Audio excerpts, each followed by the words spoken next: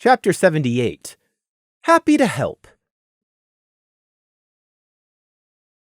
Prey awoke that evening to back cramps. It had been a while since one of these attacks had happened, making it almost expected in its overdue nature. After restlessly tossing and turning, and dreaming over the iced-eyed ambassador's warning, it wasn't even surprising. It didn't make it any better, or any less agonizing and humiliating. I hate you, Stinger! I hate you, Stinger! I hate you! I hate you! I hate you! Prey lay tangled in his blanket, panting for a quiet minute after the racking spasms passed. Those random attacks were just a factor in his life, an unpleasant and unavoidable part of reality. Sufferers all around the world afflicted with one permanent ailment or the other knew the feeling. The fatalistic, helpless frustration, knowing that there was nothing you could do about it. Then Prey groaned and got up, going over the cupboard and pulling out something for an early breakfast. Dry, bland oats, and a glass of water. No fudge cake or candy for breakfast. Unfortunate. Usually he ate whatever slop Cookie decided to serve in the mess hall, but he'd woken early today. Hate you so much, Stinger! He went back and forth from the tap to the windowsill, watering his pot plants and herbs in between mouthfuls of oats. Chewing, he eyed the blood fern in the early afternoon light. Crimson had been stuck so long in Griffinstone that it looked like he'd have to be the one to water the blood fern with a few drops of its namesake soon. He'd better have gotten my package and be getting better by now, or else, Prey thought threateningly to no one in particular. But that was just a minor distraction to his deeper concerns, namely, what to do, if anything, about Felion and the Griffin Embassy as a whole. The ambassador was under the impression he'd swayed Average Accountant into undertaking the task because of his, admittedly very genuine-seeming, concerns. It had even served to plant a seed of doubt in Prey's own mind. However, Prey and Lemon were not bound in any way into actually upholding the agreement. Prey absently scratched at the now no longer new fur which had grown back as far as it was going to across his cheeks. It covered the poison scars as much as it would, and decided he may as well enjoy a nice shower while he thought. Showers were amazing. Prey had and would maintain it was one of the only good invented inventions ponies had ever envisioned to invent. But throughout the shower, standing under the hot stream and listening to the gurgle of water, Felion's planted seed of doubt still lay there, dormant, but still present. As the sun slowly began its descent, Prey was just walking through the guard compound's entrance. Today, or rather tonight, he even happened to spy Honey Topaz on his way in, that stupid mare who had tried to pick him up and who he'd rightly bitten in response, on her own way out. Not that it was important to Prey. Topaz was a nobody to him now, but he still automatically took note. She'd apparently chosen to store her armor in her locker on site, and thus didn't have the white coat-changing enchantment to disguise her, but Prey never forgot the face of someone who had wronged him. Yellow fur or white fur didn't matter. Foolish! That enchantment is specifically there to help you hide your identity outside of work.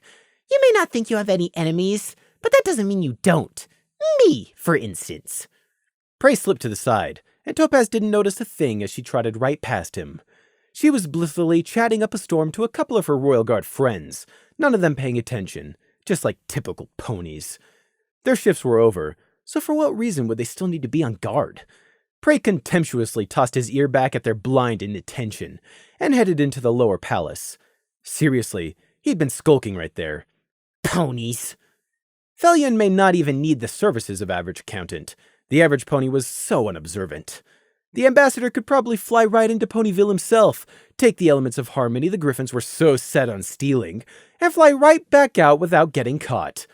Well, maybe not Felion himself. Ponies were unobservant, but they were also xenophobic. By hiring any random pony pickpocket would probably have as good a chance at success as any. On the topic of being unobservant, Prey hadn't yet noticed his distant watcher tonight. So far, he'd only felt the feeling of eyes twice, and only when leaving work the following afternoon, after a full night and morning of work. And he could only hypothesize on why that was. Did they somehow not yet know where he lived? Were they only interested in when he left the palace and not arrived? Something else. He'd have to see if they tried to track him again when he left here tomorrow. I don't know who you are, but this isn't a game I'm playing. If I catch you... Well, if he caught them, they'd probably never even know about it. It's looking more and more like it's strange happenstance, not the mimics. with how I seem to lose whomever they are so easily. Unless that's what they want me to think. Prey just couldn't know for sure. He added it to his growing pile of worries and doubts. Prey was once again sitting on the slightly rickety stool behind the ISND's desk, a mess of papers in front of him, a lantern for light, and a quill and cleft hoof. This was life. Another day at the grindstone. Out there somewhere, someone was having the best day of their life, and someone was also having the worst. Someone was right now giving birth.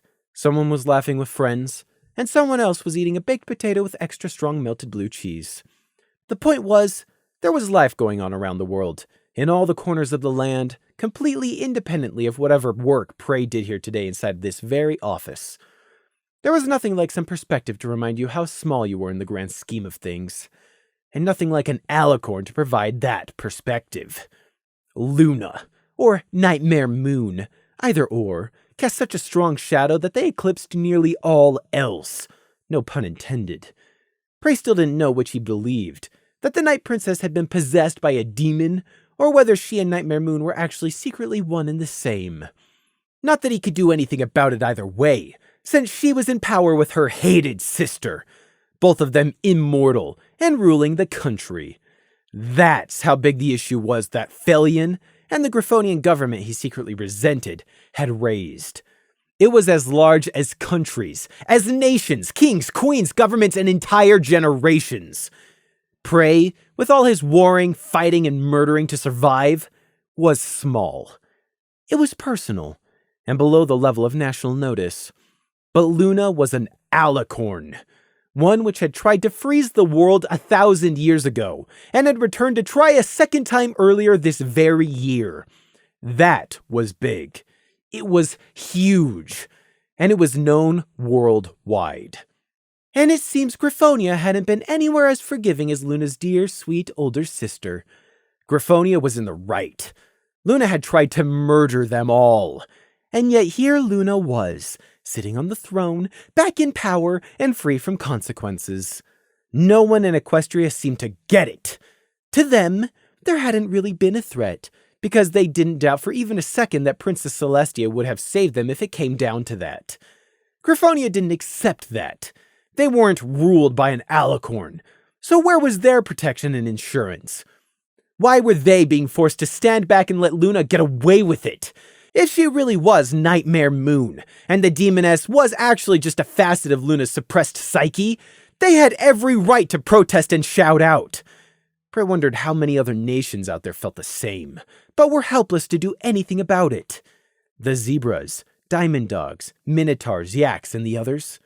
They too might have sent emissaries to Celestia, asking for more sets of the elements of harmony to be made as the griffins had, only to be ignored just as completely. Luna had tried to destroy the world not once, but twice, and she was now in a joint position of power. How could they not be worried? That seed of doubt also sat in Prey's heart, because although he believed that the Sunwolf would never have really sat back, hooves off, and gambled everything on 6 forgotten artifacts given to 5 strangers plus 1 devoted pupil, the Griffins definitely believed it, and that was enough to at least make him think twice. It was impossible, of course, but still, what if? It made you think. The ambassador is going to go after these elements of harmony either with the assistance of average accountant or some other thief. The Griffin was dead set. I saw that. Prey recalled the information Felion had shared to the disguised Lemon Pink, and therefore also himself while in that private restaurant booth. The Griffin ambassador had pulled out a brown packet of papers and spread them out on the table, tapping a gleaming talon on the sheet with 6 labeled sketches on it. The drawings had been of what the 6 elements of harmony were supposed to look like, which turned out to be 6 ridiculously cut and shaped gems, 5 of them necklaces and 1 a crown for some reason. They each had the label of either laughter, honesty, generosity, kindness, loyalty, or magic attached. Next was a basic bio of each of the 6 supposed bearers of the artifact's names, which for some reason were all mares, and marked maps of the town of Ponyville, apparently where the artifacts were being held. It was all very suspicious and practically screamed, "Trap!" Prey had 2 questions before him. The first, to take the thief job or not. He could safely cut off all contact and disappear, and Felion would never be able to track him or Lemon down. The second question was, now that he knew who was really behind the spying in the gemstone trade as well as why, should he leak that information to the Night Guard? Gloom and Crimson were still stuck in Griffinstone going after that ambassadorial aide, Halflow, after all. And if he got it wrong, whichever he chose, Prey was very sure there would be horrible consequences. Nothing happens in a vacuum. The choice he made would have consequences one way or the other. Prey restlessly twiddled the quill in his hoof, staring unseeingly at that half-filled-out form before him.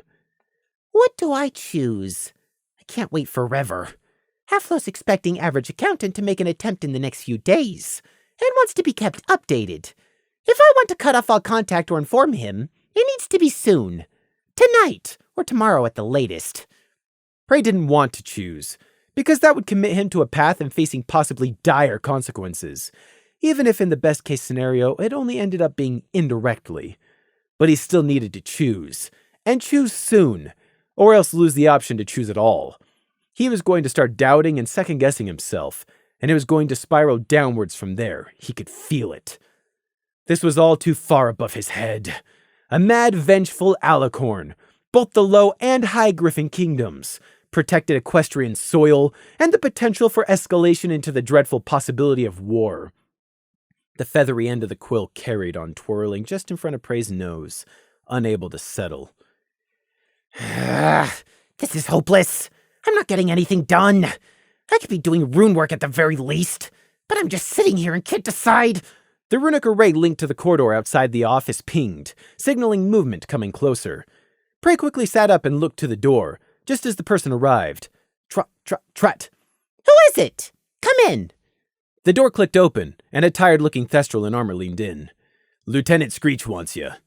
Then he was already gone, hurrying off to whatever his next task was. Because of course you couldn't tell me what this mystery task is before you disappear, can you? Well, far be it from me to keep the dear wonderful lieutenant waiting on some all-important but unknown job. Prey slotted the quill back into the inkwell and slipped off the stool.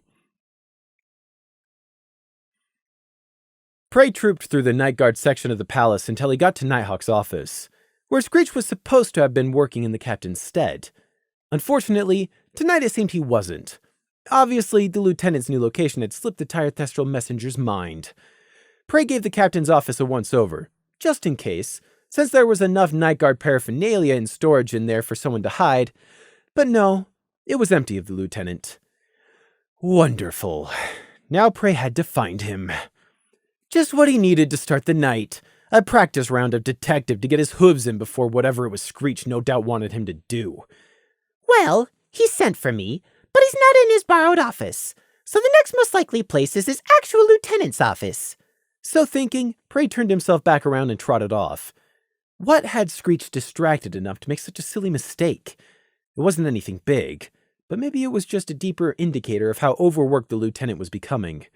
He was filling in for the other two lieutenants plus the captain all by himself, after all. And indeed, Screech certainly did have a harried edge about him when Prey successfully found him in, surprise, surprise, his old lieutenant office. He looked up from digging through an open drawer stuffed with files. Prey, good, you're here. I need you to vet some pony. And a good evening to you, too, Prey thought. Vet someone, sir. Some pony, a former royal guard, who left about a year ago for personal reasons. Now he wants to return, and has specifically applied to the night guard because the night shifts apparently suit him better. I need you to vet him.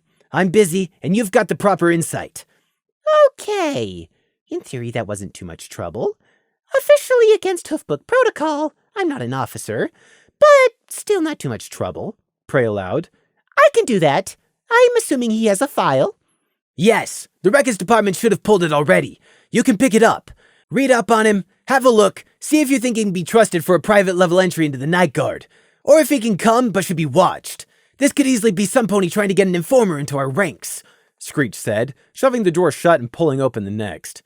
Got enough new recruits from the clans who have answered Luna's call, but we can't deny a genuine potential recruit.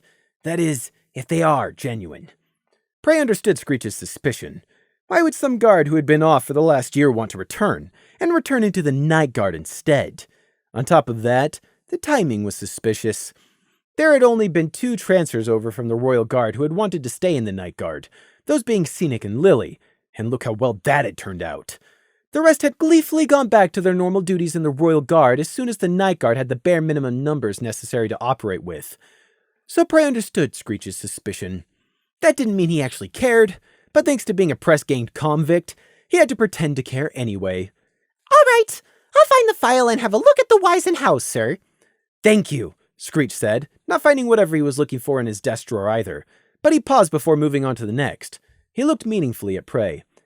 Sergeant Gloom and Crimson send their regards, and hope you are well. They said to tell you that Crimson is feeling much better, too.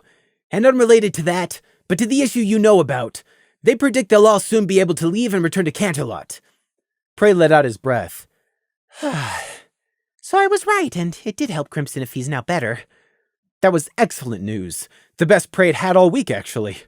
The disaster waiting to happen with Felion and Griffonia was soon going to come to a head, especially with what Screech had just said about them soon fulfilling their undercover mission and returning, but at least he knew Crimson wasn't strangely and dangerously ill anymore. That's good news if they can pull it off, sir, Prey said neutrally. He didn't know what plan Nighthawk and the others had come up with to infiltrate the compound over in Griffinstone and grab Halflow, but he didn't know how difficult the location was. The compound was situated right under the castle, with eyes from the garrison overseeing it at all times. The Griffins could scramble a response in minutes, and like Thestrals, they could also fly. Prey could only fervently hope it was a good and solid plan. I have faith in Captain Nighthawk. They'll pull it off, Screech told him confidently. Yes. I'll go get that file and start then. Unless there was anything else, sir? Prey added, brushing a drooping ear back. No, go ahead. Drop a note in my in-tray with the outcome. Or find me if it's immediately important, Screech said, going back to searching the drawers. Really need to ask about that silly blue ribbon one day, Screech thought in a moment of distraction. But then, just like that, the thought slipped from his mind. Come on, Moon, take it. I know the thing's in here somewhere. Prey left the Thestral lieutenant to it and trudged off in the direction of the records department to get this file. He had a feeling the clerks were going to be difficult about it. Prey flicked through the stallion in question's old Royal Guard file, but didn't really see much of use. Things like medical history, name, age, next of kin, address, pony species, and uneventful service history weren't actually of any discernible worth to Prey. None of that told him whether the stallion was a plant or not. Let's see. A Pegasus called Rising Star, age 31, lives in Cloudsdale and commutes to Canterlot for work. Was in the Royal Guard for 5 years. Nothing major in the notes. A few minor merits and demerits. Attended boot camp. Yada yada. Blood type AB. Put in papers for discharge with reason stated as a family crisis. Doesn't say what. Was given a redundancy package anyways. Blah, blah, blah. Nothing here about who this Rising Star really is. I bet his parents were so chuffed at their naming sense, too. Pretentious or what? There was a small photo paperclip to the top page, showing a golden yellow stallion with a brilliant white spiky mane, a slightly cocky grin, and a confident gaze. The question of whether Rising Star was trustworthy or not would be best answered by meeting the Pegasus in person. Mind-reading capabilities were so useful like that.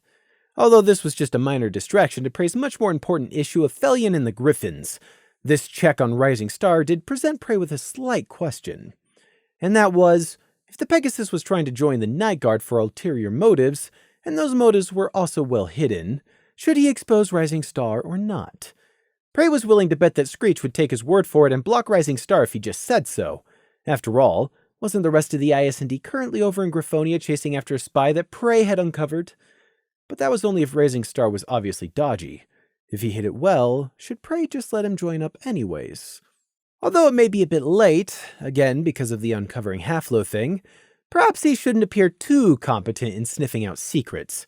It might make some people nervous. It would be normal for him by this point to make at least one mistake, or just appear unsure. Unless it was very obvious with Rising Star, he could just tell the lieutenant, I'm a bit suspicious, but I can't find anything wrong. I'm neither for nor against. It's up to you, sir. Prey could do either or. Both were options. Normally he would be worried about continuing to prove his usefulness to Luna, But this was just a small thing and wasn't actually in his purview. He could get away with it, and doing so might help curb the ridiculously mounting expectations Nighthawk and the others had of the ISND. But that would only happen when Rising Star slipped up and exposed himself, and who knew how long that would take. If, that is, he was guilty in the first place. It didn't do anything for the problem right now. I'm getting a bit ahead of myself. I haven't even interviewed the stallion yet. Who knows? He may even be clean, Prey thought, giving the attached photo a last glance before flipping the file shut and tossing it to the side. He'd be dealing with Rising tomorrow when the Pegasus came in for his interview, whichever. But with that minor annoyance delayed, Prey couldn't help but return to thinking over the encounter with the ambassador yet again. It kept going around and around in the back of his head, then niggling doubt. What if Felion really was right? And Prey still didn't know if he was going to agree to the theft attempt or not, because the risk and dangers, no matter which he chose, were, well... Prey had been repeating them over and over again in the hopes that it would persuade, or even dissuade himself. Doubt is a powerful, insidious thing. It gets inside your heart, then into your head. You look away for a moment, and when you look back, the doubts have either vanished or grown from a squirming worm into a worm. A worm. A monster of stone and earth in the depths. Size varies, but I'll accept the young can eat a whole equine. And have a quarry eel, but worse in every fashion. Seemingly blind. Hunts by tremors, although no one knows for certain. Few worms have ever been sighted, or perhaps it's that few witnesses have survived to tell. The more deadly the monster, the shorter the story. You would not even be a mouthful to one, Snake's remnant hissed out of nowhere. Oh, for the love of all the dead! I don't need a running commentary! Will you just leave me alone? Prey brought his hoof down on the desk enough to make the quill in the inkwell rattle. Brilliant. Now my hoof hurts. Great job, idiot! Prey berated himself. He should know better by now that Snake's remnant never stayed banished for good. He wished he had some method of doing so. But no. There weren't even any greater runes Prey knew of which could do it. None which he would risk, anyhow. And the mere thought of the agony carving runes on himself would inflict. Prey shuddered convulsively, the reaction completely unfiltered. No. Just no. Prey hated pain so very much. Prey in theory had an array which would eliminate those cramp attacks across the whip scars which he so hated. But the level of pain that would involve, the sheer heights of it. No. Prey couldn't bring himself to face that. He'd rather suffer random cramps for the rest of his life than suffer the soul-deep pain of runes. It's all very well for someone to say, "Buck up and do it, it's just pain, and once it's over you'll get to enjoy the permanent results." To anyone who said that, Prey would be happy to introduce them to a manticore. Those people didn't know. They didn't have a single clue. No pain, no gain, it's just a saying for working out. That's just a minor discomfort. Not all pain is the same. Some of it's bad, and some of it is so much worse. And then some of it is just more. When pain is so bad that you'll do anything to make it stop, to not endure even a second more of it. When there is literally nothing you wouldn't promise or sacrifice. That there is true pain. And it's horrible. And Prey hated pain. Prey knew his own willpower, and he didn't lie to himself. He knew his resolve would break right before he began carving the first rune. Prey was not brave. He was realistic.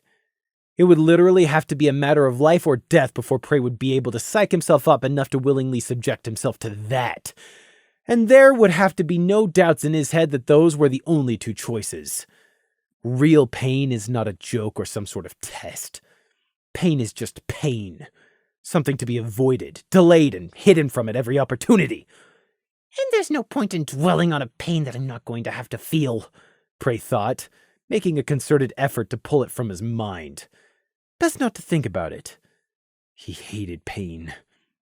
Let's think about something other than pain, Prey told himself. Something useful. Like whether to have Lemon take Felion's job offer, which I really need to make a decision on. Or about how Gloom and Crimson are apparently going to initiate their mission soon and have to run. Or fly, even. At least he's got my electrite feather. Or how the progress the Wicker Watch is making down in the sewers. The Wicker Watch by this point was well established and spread throughout 80% of the old sewers. Those bits which flowed with water, at least. The questing tendrils of the artificial plant avoided areas with light, so it wasn't likely to be found in an everyday inspection by maintenance ponies. Or if it was found, hopefully it would just get written off as an odd weed. The Wicker Watch could afford to lose stretches of itself to any periodic cleansing the maintenance crews might perform, just so long as they didn't realize the full, massive extent of the Wicker Watch's web. It would have to be a brave maintenance crew, though. The curse of paranoia and fear the Wicker Watch had spread wherever it went was still down there, and there to stay. Fear of the dark is a very real and sensible thing, although most ponies seem to have forgotten that lesson. Fools! It didn't have to be an entity from a wolfing wood. There were plenty of more mundane monsters and horrors out there. But ponies were civilized. They didn't believe in a monster under the bed. At least, that is, until they got a personal reminder. Ventured down into the sewers for just another day on the job, but ventured too deep, and it wouldn't be long before you were hurrying back towards daylight, casting repeated glances over your shoulder, telling yourself it's nothing. But at the same time, you were right on the brink of breaking out and flat out galloping for the ladder. Fear can be a powerful motivator. The threat of a nameless and formless fear can be just as effective defense as a solid and known one. If you knew what you were up against, it let you make a plan, although sometimes knowing did you no good whatsoever. What would knowing you faced an adult dragon before the actual confrontation change? Although Prey supposed it might change your decision to take the sensible option and just run away. But in most cases, an individual facing some unknown danger will greatly deter that individual from even trying, choosing instead to avoid it altogether. But it was no longer a case of only one or the other in the sewers anymore. Now the Wicker Watch also possessed a real physical threat as opposed to only a psychological one. There wasn't really a way to allude to it or ease into it. The submerged tendrils of the Wicker Watch now had what ponies would immediately identify as zombies. Or zomponies, since to them everything must be a reference to the species of their great nation of Equestria. But unequivocally, as a result of their scariest horror novels, which were banned to fools, they would scream, "Zompony!" Prey huffed, like he was going to create real undead, plague-spreading zombies and leave them to roam free. The term undead was so misleading, too. That implied the person whose body it was had returned to take up residence once again, like a fabled lich. In most instances of zombification, what actually happened was something took over the dead body and puppeteered it about, giving it the illusion of unlife, like a corpse crawler, or a skinwalker, or dark magic animating the stiff muscles. Well, those bodies Prey had stolen out of the city morgue certainly weren't undead. No hunger for the flesh of the living or mindless aggression. Thank you very much. In all honesty, what Prey had made out of the 4 stolen corpses was much closer to a kindersnatch than even a misidentified zombie, although he could concede that they looked mighty similar. The difference between his work and the warlock Hard Bakes was that he worked from the inside out, as opposed to hijacking a body from the outside, and most importantly, the bodies he used were already dead, not tortured victims unable to die. Prey hated pain, even if he wasn't the one suffering it, and he never tortured for the sake of torture. But the point was, what Prey had weren't actual zombies. What he had were extensions to the Wicker Watch, quite literally extensions, the Wicker Watch tendrils trailing out of these mobile corpses as they sightlessly wandered the dark, water-carrying tunnels of the sewers. All those useless organs a dead body didn't require had been removed, like the stomach, heart, lungs, intestines, eyes, tongue, brain, liver, kidneys, etc. Really, these bodies could be more or less considered sock puppets for the Wicker Watch. The thing was, though, bodies were such damn useful templates. Prey knew so much about the body sans Snake's diabolic tutelage. There were nerves, tendons, and muscles far more complicated than any artificial puppet Prey could create which moved the body. If not smoothly, then at least not jerkily like the Scarecrow and Reaper King had. That, and the corpses he had acquired had been unicorns during life. That changed things. They weren't like the villagers Hard-Baked had used, as dismissive as that sounded. These had been unicorns. They'd been steeped in constant passive magic all their lives, and what's more, had those mystic ley lines inside of them, larger and stronger than any of the other two-pony races, which allowed a unicorn to channel his or her magic, which respectively meant Prey could do more with them when combined with his runes than he could have with a goat's corpse, for example. He had high hopes for his zomponies as a result. Prey morbidly mused that, once again, it all came down to magic and unicorns being better than everyone else, even in death. He had just 4 Wickerwatch Shamblers so far, but he planned to experiment and slowly add to their number as he improved, trying out different versions as and when he was able to secretly retrieve more of them from the morgue. Prey didn't know what he needed the Wickerwatch for anymore, nor what use he would have for the Wicker Shamblers. But if life had taught him anything, it was that every weapon you had, you will be forced to one day use or perish. Just look at the Veropeds, the Bone Rot Mines, Lemon Pink, his ribbon, even himself. All had been used. What is it the zebras say on the plains? Pray for a peaceful journey, but set out with your spear. A good idiom. Prey had his own saying, one which aligned more closely with his deeper belief. Hunger must be fed, and to eat, there must be prey. No pun intended. Prey sighed and rocked back precariously on his stool, head tilted back towards the ceiling. The plaster ceiling was dim, the pool of lamplight only spreading so far from the bubble it cast around the desk. Not that there was anything interesting up there to be looking at anyway. Prey stretched his neck, feeling the unpleasant kink pop but not actually relieve the discomfort. He scowled. The room was just slightly too warm as well. The door was closed, and after hours, the heat from the lamp really added up in the enclosed, wooden-paneled room. The palace was also always kept warm, too. The chill of the late autumn night firmly denied entry at the palace's doors. It was an enchantment, Prey knew.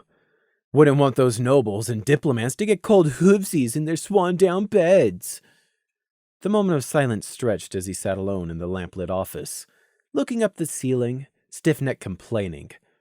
Prey lifted one limp hoof as if reaching for the ceiling, and looked at the tracer band. I hate Luna. The gold carried a dull sheen as he rotated his hoof. His shackle and his leash. If not for these, and also admittedly Luna's dream-walking ability, he would be gone from Canterlot and on his way to the border before the night was out. But now I know there is some limit to her dream realm. What I saw when she dragged me in there was only what she wanted me to see. Her as an all-powerful deity. But I already knew her power was far beyond anything I can hope to achieve, because she's an alicorn and doesn't even have to try. But I also learned there's an upper limit, even if I don't know what it is. Prey pondered on what that meant. She can control my dream, but not me in my dream. I'd wager she can manipulate your senses flawlessly and trick you, but she can't control your mind from across the dream realm. I don't want to be there in the dream, and so that manifested as me not having a dream avatar, which wasn't what Luna was expecting. It wasn't much, but it potentially changed everything. He had an experiment he was even now working on in his lair, a runic array which could be worn that prevented the wearer from dreaming at all. Of course, there was no guarantee that it could stand up to the full extent of the Night Alicorn's dream magic. And if he somehow one day escaped, but the dream-blocking amulet wasn't actually as powerful as he thought. Besides which, he still had no way to escape these hated tracer bands. He knew what they were created from now, Alicorn magic. That exalted pinnacle of power which he had only recently become aware of and seen once. Witnessing Luna raise the moon in person. He had felt it. The unquantifiable power. That hadn't been normal magic. It had been celestial magic. Alicorn magic. Prey was stumped. He hadn't given up trying to find a way to slip the tracer bands, but he was no closer to figuring it out than he had been the very first night he was dragged before Luna. I hate Luna! Sometimes, it just bore repeating. And thus Prey procrastinated the night away, and didn't make a decision on Thelion either way. The sun rose and he ate one of Cookie's breakfasts in the mess hall, and he still was undecided. His shift finished and he went home at midday, noting with joint relief and apprehension that he couldn't sense anyone following him today. He subtly signaled to Lemon, who was waiting in the crowd, that he was in the clear today, and went back to his flat, and was still no closer to picking an option.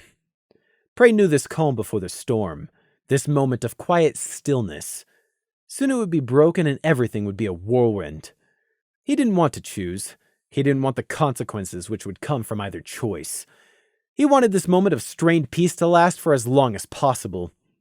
When it came down to it, he was afraid to pick, but also afraid not to. When there are no good options, often the worst thing you can do is to do nothing.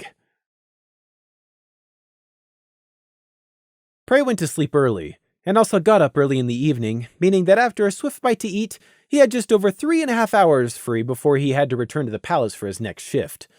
Sleeping on the problem had not presented Prey with a solution either, and he had to decide by tonight. Or tomorrow even, since his day-night schedule was so messed up because of his night guard work. So, he had about 20 hours from now to decide, which meant he had to have Lemon inform Felion by tomorrow evening if he was taking the job. Or instead, don't get back in contact at all, and let Felion try with some other scrounged-up thief. See how the chips fell, as it were, whether that be win or lose. Prey didn't get that much done in those 3.5 hours. At least, not what he considered much, and he spent all of it worrying in the back of his head. So when he and Lemon stole away another dead body from out of the city morgue and changed the coroner's memory, he didn't consider it much, just another task which he had already figured out. Desecration of the dead. Defiling the last rest. Stealing away a person's last earthly presence. Touching that which should never even be considered. What would have been a horrifying crime to anyone else was just another tick on Prey's checklist for the day. Besides, he wasn't actively killing for these bodies. They'd all died naturally of age or illness. He only took ones which were going to be cremated anyways. Snake used to kill for his fresh bodies. By his own hooves or that of the Resistance. It was the same. Voodoo magic had an insatiable hunger for body parts. The Twisted Zebra had always wanted to get his hooves on an intact unicorn corpse. But I'm not murdering them, so that makes it much better. Prey didn't have enough time to do anything specific with his newest corpse. Just dumped it in his lair inside a freezing runic array to keep it relatively fresh until he found enough time to work on it. He had a new idea of a shambler he needed to test and work out. After that, it was back to his never-ending task, making more runes. Even just an hour before he had to go meant an hour he didn't have to spend later. No matter how mind-numbing the process of drawing out the foundations for basic arrays to later decide upon their finishing form, someone had to do it. Then his time was all up, and he had to head back up through the tunnels and out up into Lower Canterlot. He did take a 3-minute side detour on his way up to the palace, popping into a sweet store, then back out on his way with a nice paper bag filled with candy. He had decided he should keep a small stash in the ISND's desk drawer. Just a little something to make the long, boring hours not drag quite so painfully slowly. The thought of eating raspberry and lemon gumdrops after literally handling a dead body didn't faze Prey at all. What should have been sickening barely even registered. He was too desensitized by now. He'd survived the deeper green and the Resistance, where by the end, everyone was on the brink of starvation. Besides, he'd washed his hooves. Prey had literally sat next to the still cooling body of an Earth Pony border guard, the pony's head a mingled mush and front torn open from griffin talons, and eagerly wolfed down the hard biscuit he'd managed to snatch from the guard's pack before the bloodied Resistance fighters had torn the pack away, and fought noisily over the rest. Prey remembered he hadn't even noticed until later that the mud he'd been sitting in was blood-soaked earth. He hadn't had the energy to wash it off until the next day either, Prey still recalled. Such was the all-consuming need of hunger. I like candies. They're sweet and sugary and sometimes fizzy and sour. A snatched back moment of a childhood I always wanted. Sweet and nice and satisfying. They taste like the opposite of hate. It was really hard to remember during those times of hate, doubt, and fear, when it felt like you were drowning under the frozen black ice and helpless to change who you were, that sometimes, just sometimes, few and far between, there are the briefest flashes of goodness to remind you why you want to live, and why you're willing to kill to keep living. Because you're hungrier for it than the other guy. So yes, candy was extremely important in Prey's book, as juvenile as that sounded. Prey entered the Night Guard Palace section and went looking for this rising star he was supposed to be interviewing. Prey actually ended up seeing the Pegasus in question first before he could find someone to ask, waiting outside one of the Night Guard offices. The spiky white maned stallion almost perfectly matched his file picture, sitting there looking rather laid back about the whole experience. Prey stood down at the far end of the corridor around the corner, and covertly watched the pony for a while. Rising Star didn't do much. Evidently, he thought he was waiting on whomever was inside the office, not realizing he was actually here tonight to be checked out by a runt lamb. Although what incriminating actions the golden yellow-furred Pegasus was going to undertake while sitting in the middle of the corridor, with Thestral Night Guards in armor occasionally hurrying past him, Prey didn't know. He did note that Rising Star sat up straighter every time a Thestral passed, nodding a silent hello and following them with his eyes until they disappeared around a corner. But it was that tiny trace of tension in the stallion's posture that Prey really took note of. It was tiny, and Prey didn't even see it at first, but it was still there. He almost missed it, having been focused on the Pegasi's wings and ears. However, the usual telltale signs of a pony's body language weren't there this time, but rather in Rising Star's actual body posture. So he's wary of Thestrals. Him and every other racist pony in this blasted city. That doesn't prove anything. Although it was uncommon to find a Pegasus who was smart enough to control their ears and wings, which were usually their biggest tells. Seemed like Rising had a modicum of intelligence, at least. That's either good or bad. I'll decide which after I see some more, Prey thought, feeling very apathetic towards the source of his next job tonight. Although, it wouldn't do him any harm to wait a little bit longer. So thinking, Prey decided to pretend he hadn't seen Rising Star waiting there, and instead go straight into the IS&D's office. Let someone else finally send the prospective guard in his direction when they finally felt like it. And if Rising Star had to waste an hour or even two of his life waiting while everyone else was too busy to point him in the right direction, then all the better. Prey had spent 57 years forgotten and waiting. Plus, Rising Star could probably use a lesson on patience anyway since he was a Pegasus. The winged third of the pony population were stereotypically renowned for being impatient. Prey retreated via a roundabout route to get to the IS&D's office without having to pass the waiting Pegasus, and safely stashed his paper bag of fresh candies in the drawer. The office was a relative safe area, and while not as covered in runes as the secret lair, the sewer's heart, or his flat, the office had still built up a respectable collection of runic arrays over the days and nights. Thus, Prey's paranoia was assuaged that someone might sneak in and poison his candy while he was out.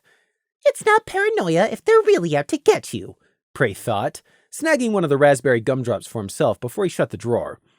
The sharp, tangy burst of sweetness hit his tongue as he pulled out tonight's boring reports and dipped the quill. It faintly tasted like a faded memory. Those first barely ripe wild berry bushes of the season Gossamer and Fleece had been so excited to find each time as lambs. It tasted of long-gone bitter times which were never coming back. One could probably say it tasted bittersweet. Prey really liked candy.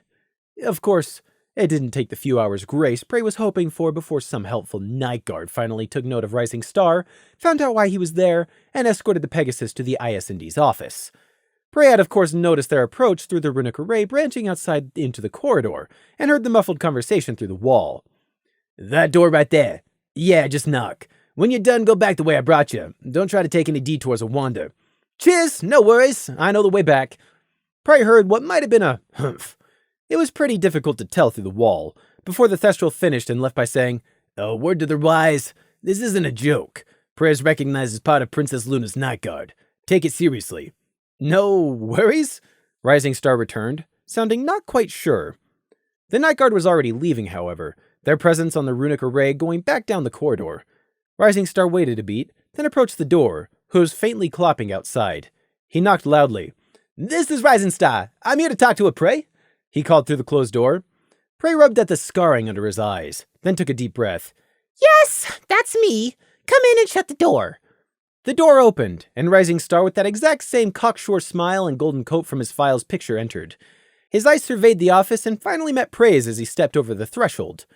Prey's runic arrays flared an instant silent alarm. Sound went tinny for a moment in Prey's ears as the blood rushed from his head as his spine went rad-rod straight. Fight or flight! It was a moment of his stomach dropping out, of blind panic. Which alarm triggered? Which? Which of the arrays was going off? Which was the threat? Prey's hoof twitched under the desk, an inch away from touching one of the trigger runes.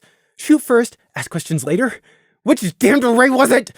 Prey's racing mind finally parsed the silent signal and figured out which one it was just as Rising Star was finishing stepping inside, all of it lasting less than a second. Or not Rising Star. It's not an equine! There were no thoughts Prey could hear, just an empty hole, one he had once felt before. There was only the one possibility, a mimic. Sumagrika! Why does it come here tonight? Is it here to try to kill me? Fear immediately bubbled up, then anger. Rising Star's mouth was open to speak, his eyebrows going up in apparent surprise at finding a lamb waiting for him. Evening, I'm Rising. A facial spasm. So fast it was already gone. A tiny hitch in the fake Pegasus's speech. Somehow in that moment, the mimic had sensed Prey's snap flip to raw hostility. Star, and you must be Prey then. Nice to meet you. The mimic had somehow caught a tell from behind Prey's mask. How? His mask was flawless to a stranger. Wasn't it? Had he been so careless as to crack in his moment of panic? Thoughts flashed through Prey's mind at breakneck speed. Prey couldn't tell, but there was no way to know for sure. It was just like Shimmer had been, a blank. Prey couldn't hear any thoughts coming from the disguised creature standing right in front of him. And those old, unanswered questions from Mayflower came flooding back. Who had Shimmer really been? Why had he died trying to save them? What had been his mission in pretending to be a filthy border guard? And why was it confronting him now? The mimics had been staying away, doing everything to avoid him in his lair under the mountain. But this one had strolled boldly right into the palace, past the night guard and into this very office! But why? Revenge? Fulfilling Shimmer's final mission? Prey's hoof itched, so close to touching the trigger rune on the desk. But the mimic had so boldly walked in, this must be a trap. Or it must know about the runes, or had a counter, or it knew something he didn't. There was no way it wasn't prepared for this confrontation. Bugger, bugger, bugger, bugger, bugger, bugger! The mimic had to have some hidden ace. But what was it? Prey's eyes darted over the fake Pegasus. A hidden magical artifact? A spell? This pony form before him was just a facade. Just because he couldn't see a horn on their head didn't mean the mimic didn't have access to magic. Prey didn't know what the limitations were, if any. I need time to think. I had to try and learn something. I need to play along. Prey thought as his stomach continued to roil. Yes, I'm Prey. I've been tasked by Lieutenant Screech to conduct a short interview with you about why you want to transfer into the Night Guard after having retired too. Please sit, Prey said, pretending there was absolutely nothing out of the ordinary, making a perfunctory wave at the aged stool on the opposite side of the desk. What are you? Prey wanted to ask. What were the mimics? And his other hoof stayed only a millimeter away from the invisible trigger rune. The false stallion smiled jauntily at him. Don't mind if I do. But was there an air of wariness to their words as they took the stool? Or was he just imagining reactions where there were none? Keep playing the act. If I don't break it, perhaps they won't either and I can get out of this situation without violence. Prey one-hoofedly flipped Rising Star's file open in front of him and pretended to study it, but never actually looked away from the thing sitting across from him. Never let a monster leave your eyesight. Let's keep this short and sweet. If you could start by telling me a bit about yourself and why you want to return to the Guard, and then we'll go from there. The mimic's mastery of expressions was perfect, near indistinguishable from the real thing as it played the role of Rising Star. Well, I left the Royal Guard a few years back because my mom got sick and needed full-time care, but me and my dad didn't want to put her into a home. Going to one of those places would have killed her. I liked the Royal Guard, and the job was good, and the armor goes great with my coat, you know? But family comes first, so I quit. Rising Star, or the mimic pretending, shrugged as if it had been as simple as that, and that he, Rising Star, should be applauded for his morals and strong family values. A pony might have been impressed, but Prey knew it was utterly fake, an act, a lie. Prey darkly wondered whether Rising Star's parents had even noticed when their son was replaced. Actually, was Rising Star even a real person? Was the whole family a fictitious front to conceal a cell of mimics hiding out in Cloudsdale? Anyway, the non-Pegasus went on, sticking firmly to their established story. Me and my dad have now got a new house down here on the ground in Canterlot, one which works for Mom. So we thought, now that I'm back, why not go back to the Guard? The Guard life was good, you know? One of us needs to be home at all times, though, just in case. So he's gonna have to have a day job, and I'm going for a night job. So I asked my old commander if there were any options, and you know what? He suggested the Night Guard, so here I am. Again, A sympathy-inducing story, and one no doubt crafted to inspire admiration in the hearer for Rising Star's dedication and positive outlook on life. It was believable, and not too over the top or in your face, making it all the more subtle. Prey would see Rising Star and his beloved mom and dad dead and leaking green blood before he believed a word of it. Or maybe Rising Star was here to see Prey dead tonight. I'm sorry to hear that, but you sound like you have the situation well in hoof, Prey said politely, utterly insincere behind his mask. That hint of a sour expression flashed in an instant across the mimic's face and was gone just as swiftly. It was like they could sense Prey's intentions, although Prey was absolutely certain this mimic wasn't reading his thoughts. Prey was a mind leech. He'd know, and the mimic would have an instant cause to regret it if they tried. The mere fact they were still sitting across from him upright on that stool meant they hadn't. There was a creak from the old, slightly unbalanced stool as the mimic shifted posture, yellow wings moving as if to open for a moment to provide air stability, an action which would have been unconscious to any Pegasus, but Prey had to wonder if it too was faked. How much of what he was seeing was real and how much was scripted? Was even that sour face he'd seen just now nothing but another ploy? It was the one who had confronted him and forced him into this situation. Prey despised the loss of control. If I killed it, I could finally study what a mimic really is. The thought occurred to Prey. Punish the mimics for thinking they could trick and control him. Prey kept speaking as if thoughts of murder weren't even now running through his head. You've applied for a possible posting to the Night Guard. As I'm sure you realize, the operational procedure in the Night Guard is different to that of the Royal Guard, and the force is a lot smaller. Perhaps you can tell me why you think you'd be a good fit? Rising Star inclined his, or rather its, head slightly. Sure I can. I'm a good team player. I'm good at working on my own initiative. I have a knack for picking up the ropes quickly, and I'm dependable. And since I've been in the Royal Guard already, some of that experience must carry over, you know? No basic training required whatsoever. Well, I hope. Those are good guard traits, certainly. But you want to return from inactive civilian life straight into the Night Guard. Could you tell me a bit more about what these last few years for you have entailed? It might help me make my recommendation to the lieutenant, Prey said, making up interview questions on the fly while he furiously thought. Sure I can. I'm an only foal, so I got a lot of one-on-one time and tutelage from both my parents. They always pushed me to be the very best I can be. A passing grade in flight school wasn't enough. They knew I could do better, and they showed me I knew I could do better too. That's a lesson I've carried with me my whole life, you know? Finishing high school, the mimic continued on giving its rundown of Rising Star with a positive spin, but Prey was only half listening, much more closely focused on the mimic's body language for hints, and his own inner turmoil of thoughts. Sitting there, across from what he knew to be a fake, as they told him what he knew to be lies, it occurred to Prey that maybe this wasn't about him. Maybe the mimic was just lying to protect its own hide, or carapace or whatever, much as he himself would do in its place.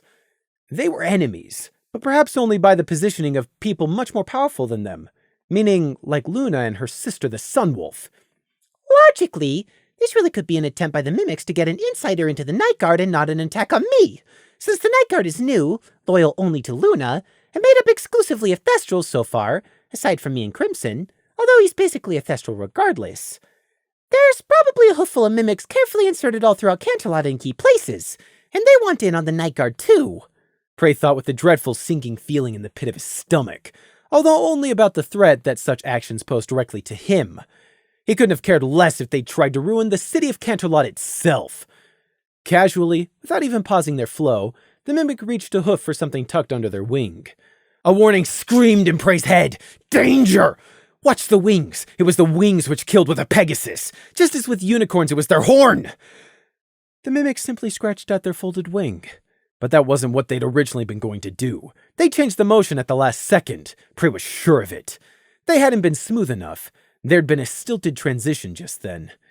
That objectively disconnected feeling was utterly gone now, replaced with sick, roiling, heart-pounding adrenaline.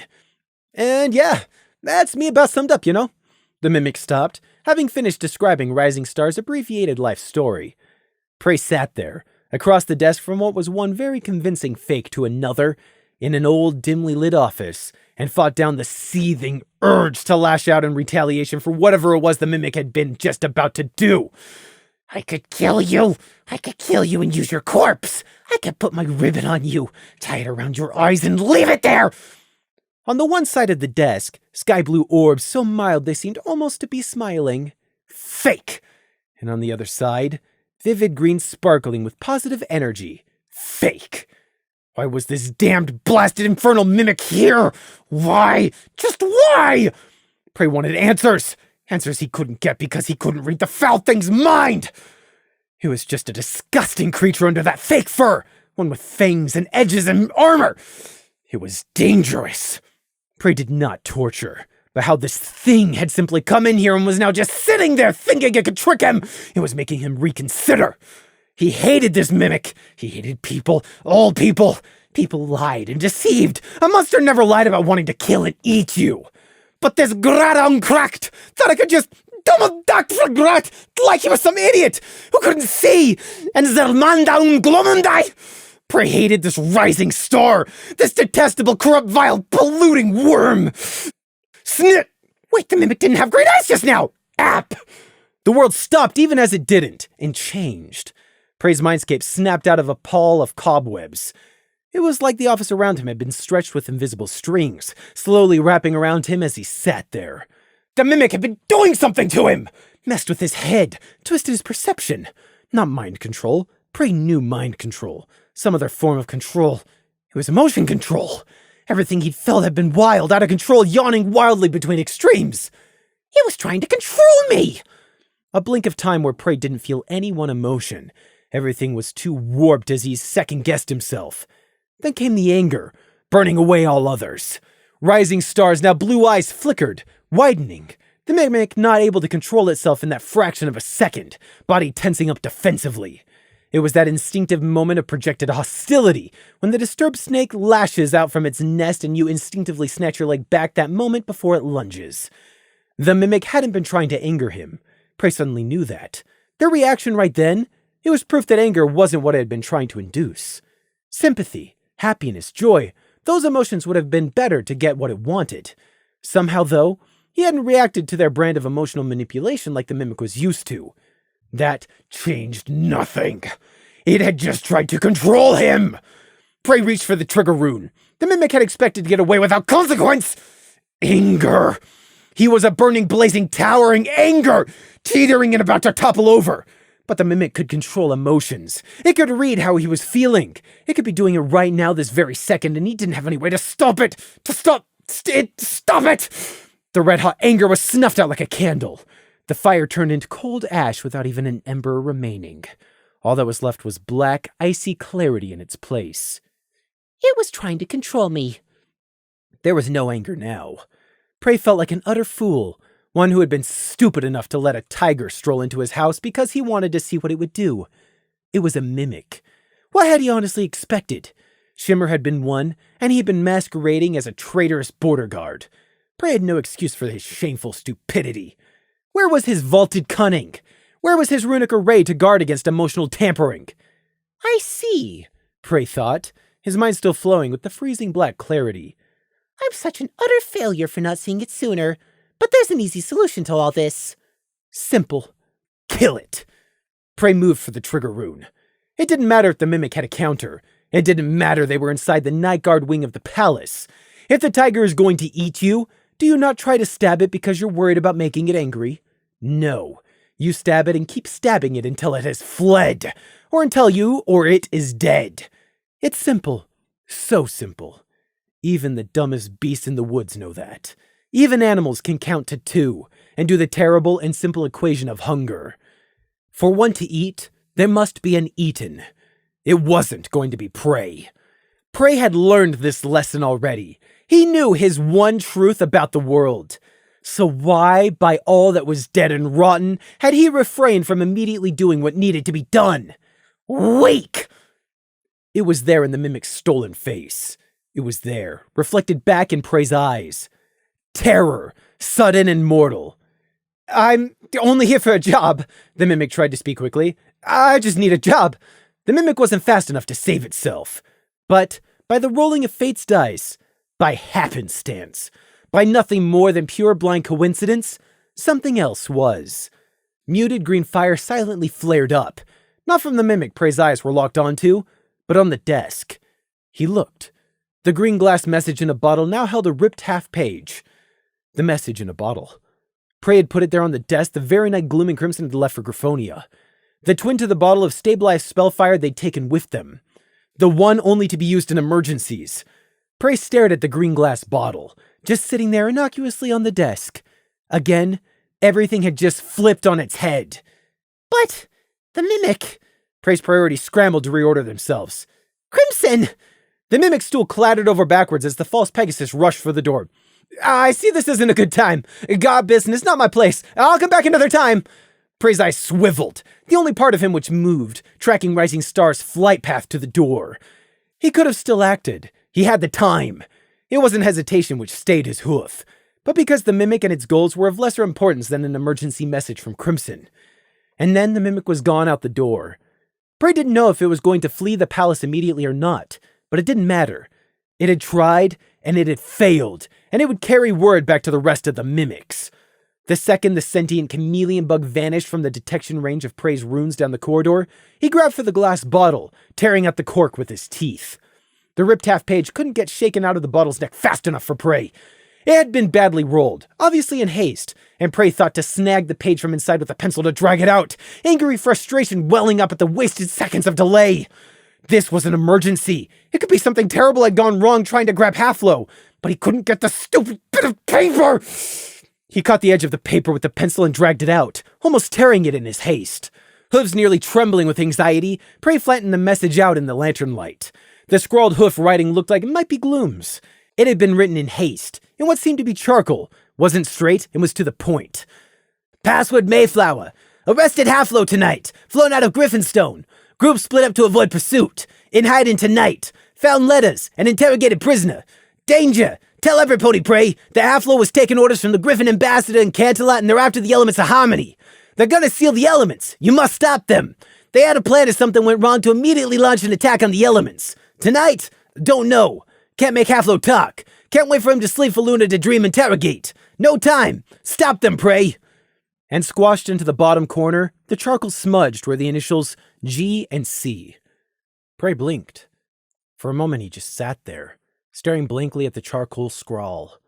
Had he read that right? Surely this wasn't really happening. Felion and the Griffins were after the supposed elements of harmony, which he had decided he mostly didn't believe in, but why was everything suddenly all revolving around these elements? Why all within this relatively tiny space of time? Why was it all... Then the urgency crashed down upon Prey full force. This was happening now. Tonight! Felion already knows about the kidnapping. The Griffins have their own enchanted teleportation vaults in the embassy for emergency communication. They'll have reported Halflo's kidnapping immediately. But would the ambassador really... Yes, of course he would! Prey himself had met the Griffin, and remembered those ice flecks of frozen focus for eyes the Griffin had. Nothing would sway him once he committed. This was happening, or was going to happen right this instant now! The town of Ponyville by train was an hour away, because the tracks had to wind slowly down the mountainside. But it was the middle of the night anyway, and there were no such trains running now. But Griffins can fly!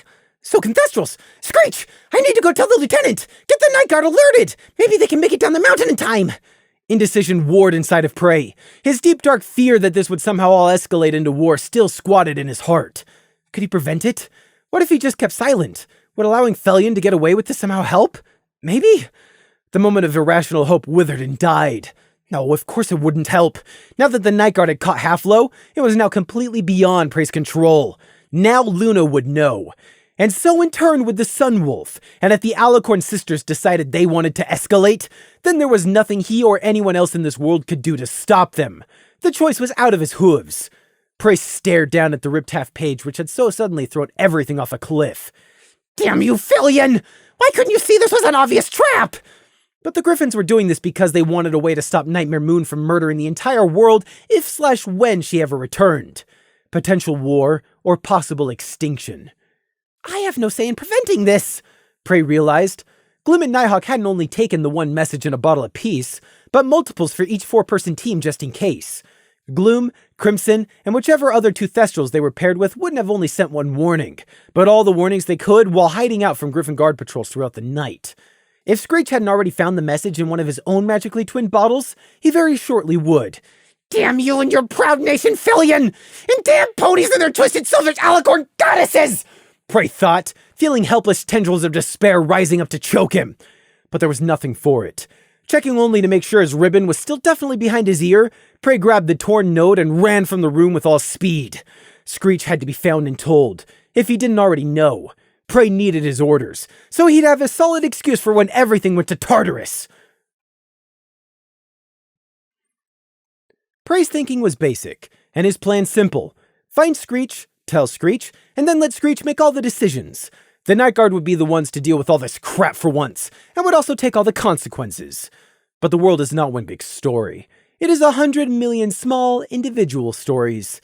Each different, each just one strand woven together in one huge, chaotic rope making up the passage of time. Everyone has their own story, and it's often not about you. The thing about stories, though, is that to the person in it, there is no more important story than their own in the whole world. Everyone makes their decisions based off their own narrative, and to the best of their ability. Or sometimes they just choose poorly. The other thing about all these interconnecting stories is that although to the person it's happening to, they're the main character, sometimes their story isn't the most important one. Stories happen all the time. They never stop. And by dint of being the story of light, there are high points and low points. And the thing was, a low point was happening simultaneously, and very publicly, in a large number of story threads elsewhere in Canterlot tonight. More than half of all the night guards on duty were already gone. Prey stared. What? Lieutenant Screech is gone with 8 units because of the fire in Lower Canterlot. Sergeant Major Sharp Tang, the closest Thestral to in charge left behind, repeated, not stopping moving. Lower Canterlot? Fire? And a night guard response? What fires? I didn't hear anything, Prey exclaimed, hurrying along trying to keep up. Sharp Tang frowned down sidelong at him without breaking stride, his plumed helmet making the Thestral loom extra tall over the lamb. Of course, the report of arson only just arrived, and the lieutenant flew out, 5 minutes ago? But there wasn't any alarm. There was an alarm. You just weren't called. I assume because your unit is not an active responder and there's only you left here. If that's all, I'm about to be very busy very shortly, Sharp Tang told him shortly, if anything, lengthening his already brisk stride. You may mean well, but the last we need is another lumberyard incident. Of all the bad timing! No, this is too close to be a coincidence. That fire's just a distraction to keep the night guard occupied, Prey realized, connecting the dots. Wait! He panted. Wait! I got an emergency message from Sergeant Gloom! Just right now! Numbra, Jackie, get the rest of your unit. Meet me in the guard compound 3 minutes. The sergeant major barked down the corridor intersection at 2 hurrying night guards, who promptly saluted and turned right around. Then back to Prey. Pardon, say that again? I said, I got an emergency message from Gloom and Crimson for one in the message in the bottles literally 10 minutes ago! Prey got out between breaths, speaking as fast as he could. Sharp Tang finally stopped, frowning severely now in confusion. What emergency message bottle? What are you talking about? Prey gaped, missing a step. Sharp Tang wasn't one of the night guards in the know about Luna's secret mission to snatch Halflow. Prey hadn't thought, but it appeared it was so. But secrecy shouldn't matter anymore. They'd already captured Halflow, and the emergency message had come through to tell Screech, but he's already gone. It's an emergency! If this is to do with the captain and lieutenant's whereabouts, I'm not authorized to know yet. Sergeant Tang cut in sharply. Prey breathed deeply, resigning in his building temper. It's an emergency! They took message in the bottles with them just in case. The one in the IS&D office came through just now. It's about the mission they were sent on. I just said don't tell me, Sharp Tang barked. And they said there's a threat against the elements of harmony right now! You need to get there and stop anything happening! Prey carried on, hesitating and deciding at the last moment to be vague on if it was a threat to the elements or the 6 bears, since he didn't want to look like he had taken any interest whatsoever in the elements of harmony before this. Those elements were either bait laid by the Sun Wolf, or one of her own personal pet projects. Prey wanted nothing which could link him in any way to anything Celestia had claimed. The alternatives were too dire to even consider. Sharp Tang's eyes and tufted ears swiveled to lock solely onto Prey. Did you say the elements of harmony? He demanded. Yes! Prey shoved the half-page with its charcoal-smudged message beneath the stallion's muzzle. It specifically says that someone's going to try to steal the elements of harmony. I don't know how many elements there are supposed to be or who's going to strike. The sergeant major snatched the letter from Prey's cleft hoof with a slice of his wing, bringing it up close to his face, not even noticing how Prey hissed and jumped away. His yellow eyes flicked left to light over the note. Griffinstone. That's where they were. The Griffin Ambassador. And what? The elements. What's been happening out there? Then Sharp Tang's confusion leveled out into alarmed acceptance. Luna's maid. If there's a credible threat to the elements of harmony, then we have to act now! The Thestral spun, already opening his mouth to shout after the true Thestrals he sent off, then faltered as he remembered that Screech had just left the palace, taking half the active Night Guard with him, and still other units were out on patrol too. Nighthawk and the other 2 lieutenants were in Griffinstone apparently, and there was only just enough Night Guards left in the palace to guard it. The Sergeant Major's mind raced. Our duty is to the princess first and foremost, the citizens second. But these are the elements we're talking about. Wait! Princess Luna, this is covered in regulations. If this sort of situation occurs, active command defaults to Princess Luna first, then her sister second. His yellow eyes locked onto Prey. Run! Find every Night Guard not guarding an entrance or exit. Pass on the message. Get them to do the same. Meet on the parade ground 1 immediately. Princess Luna is assuming active command. I'm going to inform her immediately. Go! With his shouted command still ringing in the corridor, Sharptang launched off in a speed-long gallop in the direction of the Night Court. Prey watched him disappear within seconds. Then he took a deep breath, smoothed the hoof down the length of his ribbon just to be sure, then ran off to do exactly as Sharptang had said. This was out of his hoofs now. Part of it felt good for once to know that someone else would be taking the blame when everything invariably went wrong. The other part, the darker part Prey tried to suppress in the hopes it was wrong, was still fixated on the possibility of a diplomatic incident escalating out of proportion into war with the Griffins. Prey had seen war. He had been in a war. There were no winners in war, only survivors. Meet on the parade ground! Sharptang's orders! It's an emergency! Tell everyone else you see! Prey shouted, high-pitched, passing by Night Guards as he ran up one dim corridor, then down the next. He looped back around at a corridor intersection, lit by 4 lanterns on each corner, and headed back for another pass. Meet on the parade ground! Sharptang's orders! It's an emergency! Tell everyone else you see! No one was going to accuse him after this of not doing his part. Night Guard scrambled, dashing past him in flashes of armor and rapid clacking of horseshoes. All available Night Guards meet on parade ground 1! When he'd run down 4 corridors in a row and hadn't encountered even one more Night Guard not stationed on an entrance or exit to the palace, Prey decided he must have gotten to everyone and headed towards Parade Ground 1 himself at a much slower trot, panting all the way to find there was no one there. Prey first peered into the deep night shadows at the far end of the empty parade square, before swiftly double-checking this was indeed Parade Ground 1, and that he hadn't gotten mixed up. But no, he had not mistaken his sense of direction. He looked around. The air had a cold bite to it, but Prey had just spent the last 10 minutes running around the Night Guard section. Huffing, Prey stepped closer. In the light of the lanterns hung outside the palace, Prey could still just about see the kicked-up scuffs in the parade ground sand, in large sweeping arcs where takeoff beats of wings had blown the topmost sand away. Prey tilted his head back and looked up towards the vast starry night above the city. Prey called up the maps he'd memorized, and turned to the south, in the direction he knew the town of Ponyville was situated. He was just in time to see the last flying figures exiting the glow of Catalot's light bubble before they were beyond his non-existent night vision and already damaged eyesight. They'd only just taken off, obviously deciding to fly straight to Ponyville to guard these elements or whatever, and they made the call to leave him behind. Perfectly understandable, since he was one of those people who had the audacity to be born without the common decency of wings. Or maybe they just forgot about me. Prey didn't know if Luna was flying with them. She might be, for all he knew. Sharptang had run off to inform his beloved princess with all speed, and Prey hadn't been able to tell one distant flying figure from another in the dark. So either Luna was still in the palace somewhere behind him, or had flown off at the head of her loyal Night Guard to lead them on a quest to prevent villainy, or however she chose to see it. Prey nearly spat into the kicked-up sand at the thought. Prey remembered how she had chosen Lord Vanish over Crimson's claim on a whim. Her almost jubilant excitement at learning of Halflow's treachery so that she could launch a mission to stem her boredom or what have you, and how whimsically she dealt with the IS&D as a whole. Still, the end result was, they had left him behind. He now had his alibi. That meant he didn't need to attend, and whatever happened wasn't his fault. Yes, this is actually far better for me this way.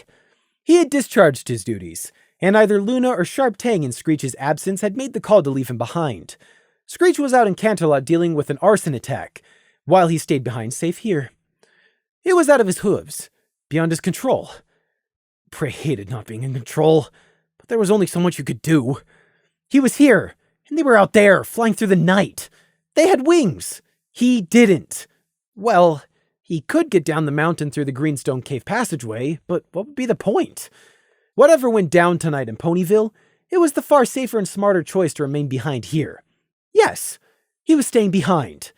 In that quiet moment of reflection, though, still panting lightly from his run, and standing along under the stars on the gritty parade ground sand, the seed of doubt was still growing there.